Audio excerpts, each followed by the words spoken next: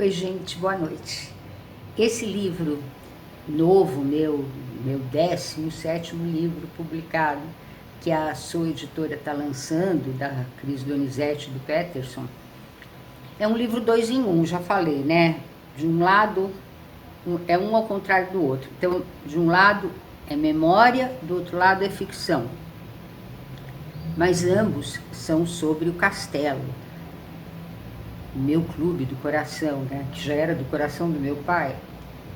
Teve lá em 1937, antes do clube ser clube, era residência. Então, é um livro importante para mim, porque tem muito da minha vida. Mas o lado da ficção, é viagem no tempo, é uma história maluca. E eu li um pedaço para você a semana passada. E hoje eu vou ler o pedaço da memória. A primeira parte do primeiro capítulo da parte da memória, né, da minha memória, da nossa memória, do nosso clube de campo do Castelo, que hoje chama ao contrário, Castelo Clube de Campo. Um castelo entre as árvores. Memória para Alfredo Fon de Vasconcelos, o meu pai. O prefácio é do Francisco Assunção, do Dr. Francisco, psiquiatra da infância e da adolescência. Está aqui o Castelo entre as Árvores. Introdução.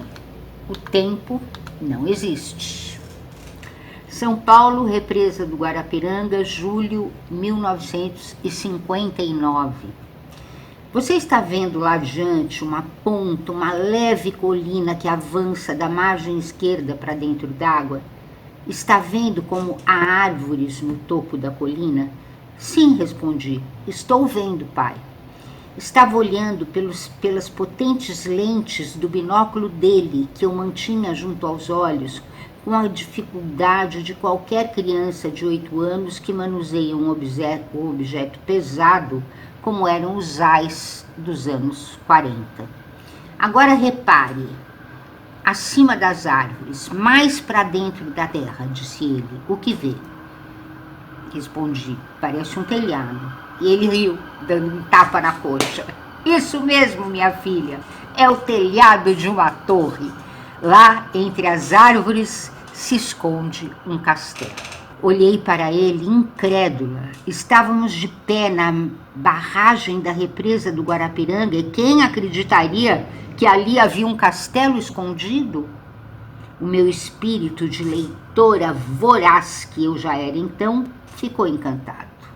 Um castelo em São Paulo, junto à represa, escondido por altas árvores, me pareceu um mistério digno de A Ilha do Tesouro, o livro que eu acabara de devorar naquela semana. A gente pode ir lá? Perguntei, louca para ver de perto o castelo misterioso que eu já julgava alguma espécie de lugar mágico encantado. Ainda não, disse ele subitamente sério.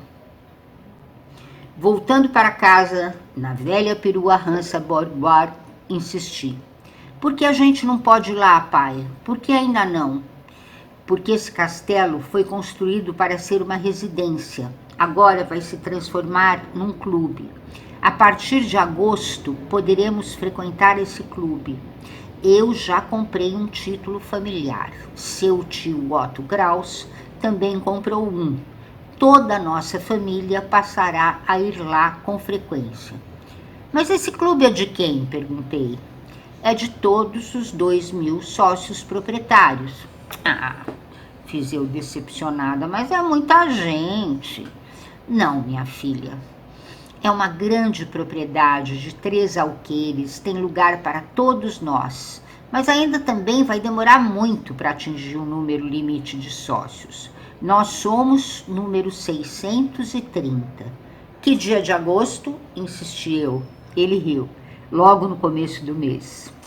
Se antes eu achava que as férias de julho passavam depressa demais, aquelas férias de julho de 1959 levaram uma eternidade para passar. eu só pensava no dia em que descobriria o castelo encantado.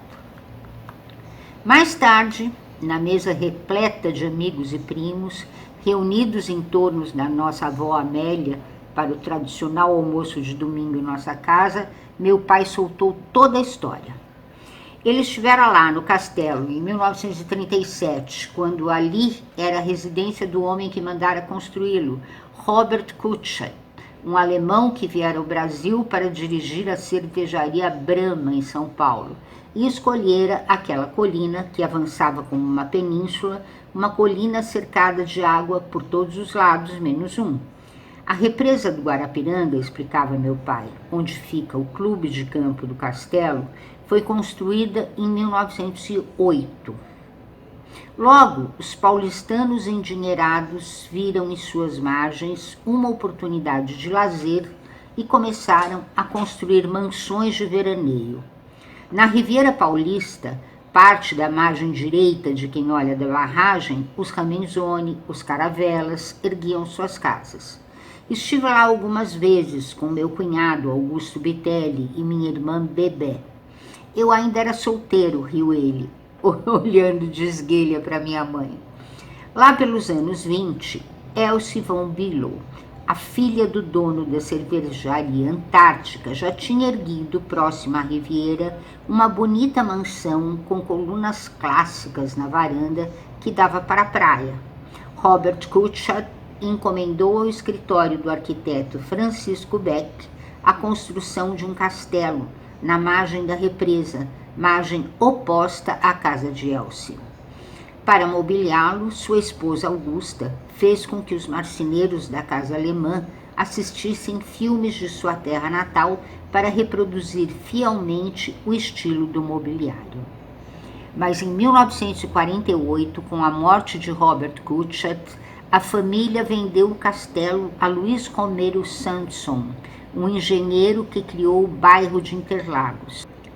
Ele alugou o castelo a uma missionária escocesa e ela fez dele uma escola de moças. Uma década depois de ter comprado a propriedade, Sanson, endividado, entregou-a ao banco A.E. Carvalho, que junto com o tradicional Clube Piratininga de São Paulo, lá onde sua tia Janete conheceu seu tio Otto, explicou ele, resolveram fundar um clube. Essa é a história. Continuou. E no castelo foi filmado em 1956 pela Companhia Cinematográfica Maristela e lançado em 16 de maio daquele ano, Quem Matou Adele, filme policial estrelado por Procópio Ferreira, que investigava a misteriosa morte de uma bailarina num lago. Adivinhe qual? Como você sabe tudo isso? Perguntei curiosa. Bom, parte disso eu soube quando estive lá em 1937. Um pouco me foi contado pelo Carlos, um dos fundadores, que será o presidente do Castelo, o clube.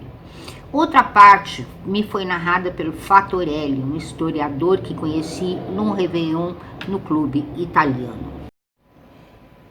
Então a menina que eu era, no castelo, quando andava pelos salões, subia as escadas, saía às sacadas ou me aventurava a escalar os muitos degraus até a torre, parecia trazer comigo uma grande turma de fantasmas.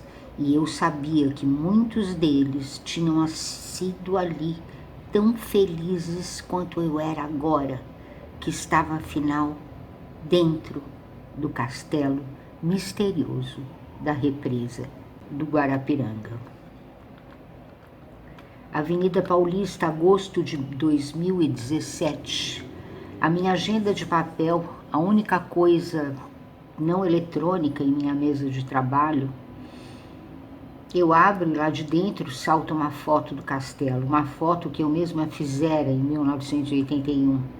O castelo envolto em neblina atrás das árvores. Foi aí que me dei conta. Entra ano, sai ano e eu conservo essa foto, já meio desbeiçada, mudando-a de uma agenda para outra. Por quê?